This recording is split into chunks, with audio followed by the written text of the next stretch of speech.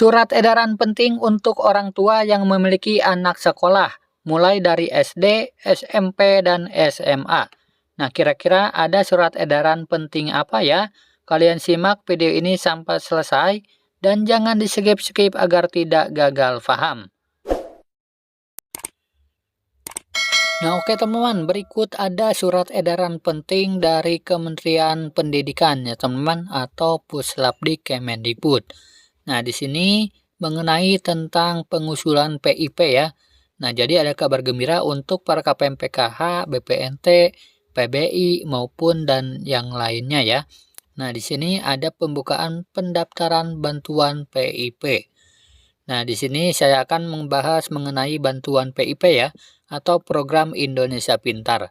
Nah, jadi bagi siapapun, para KPM PKH, BPNT maupun PBI yang merasa PIP-nya tidak cair lagi, ataupun belum pernah dapat bantuan PIP sama sekali, silakan bisa meminta bantuan pihak sekolah masing-masing untuk mendaftarkan nama anaknya masuk ke dalam penerima PIP di tahun 2022 ini sebelum tanggal 15 Agustus 2022.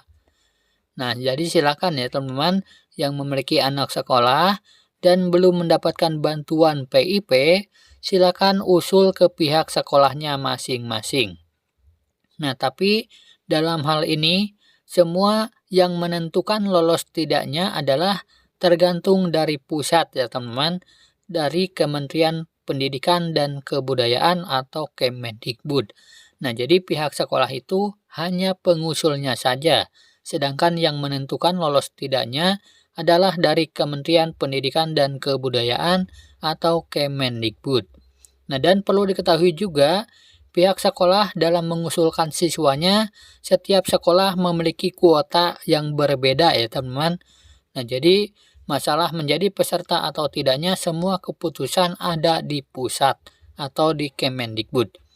Nah, dan berikut adalah surat edaran resminya ya dari Kemendikbud melalui Puslapdik Kemendikbud. Nah, di sini tertulis tanggal 11 Juli 2022 ya teman-teman, perihal pengusulan data calon penerima PIP Dikdasmen tahun 2022 fase yang kedua. Nah, di sini yang terhormat kepada Kepala Dinas Pendidikan Provinsi dan Kepala Dinas Pendidikan Kabupaten atau Kota di seluruh Indonesia. Dengan hormat kami sampaikan bahwa Peraturan Sekretaris Jenderal Nomor 20 Tahun 2021 tentang petunjuk pelaksanaan program Indonesia Pintar atau PIP menjelaskan bahwa sasaran penerima PIP yang ditetapkan oleh Pusat Layanan Pembiayaan Pendidikan atau Puslapdik, salah satunya bersumber dari usulan Dinas Pendidikan Provinsi untuk jenjang SMA sederajat. Nah, sementara usulan Dinas Pendidikan Kabupaten atau Kota untuk jenjang SD, SMP, paket A, paket B, dan paket C. Sehubungan dengan hal tersebut di atas, agar Dinas Pendidikan memperhatikan hal-hal sebagai berikut. Yang pertama, jadwal pengusulan fase yang kedua dimulai tanggal 15 sampai dengan 30 September 2022. Nah, jadi masih banyak waktu ya teman-teman untuk mendaftar bantuan PIP ini. Nah, kemudian yang kedua, pengusulan dilakukan melalui aplikasi Si Pintar atau pip.kemendikbud.go.id. Nah, ini dilakukan oleh pihak sekolah ya teman-teman atau Dinas Pendidikan. Kemudian yang ketiga, jumlah target sasaran proporsional pengusulan masing-masing Dinas Pendidikan tercantum pada aplikasi Si Pintar. Kemudian yang keempat, data sumber pengusulan menggunakan Dapodik Cut-Off 15 Agustus 2022 yang terdiri dari yang pertama poin A, data peserta didik tercatat di DTKS, dan poin B, data peserta didik layak mendapatkan PIP. Nah, jadi untuk yang mau mengusulkan bantuan PIP, peserta didiknya atau anak sekolahnya harus terdaftar di dalam DTKS ya, dan layak menerima bantuan PIP. Nah, kemudian yang kelima, Dinas Pendidikan melakukan verifikasi terhadap data sumber sebagaimana angka 4 secara cermat dan objektif dengan memastikan bahwa peserta didik yang akan diusulkan berasal dari keluarga miskin atau rentan miskin dan berstatus masih aktif bersekolah. Nah, salah satunya syaratnya adalah berasal dari keluarga miskin ya, dan terdaftar di dalam DTKS serta masih aktif bersekolah. Kemudian yang keenam, Dinas Pendidikan melakukan pengusulan berdasarkan hasil verifikasi sebagaimana angka 5 dengan memprioritaskan peserta didik yang tercatat di DTKS. Kemudian yang ketujuh, dalam hal pengolahan data usulan, Puslapdik akan memperhatikan kelengkapan data sebagai berikut. Di poin A, individu peserta didik pada tahap pertama nama lengkap.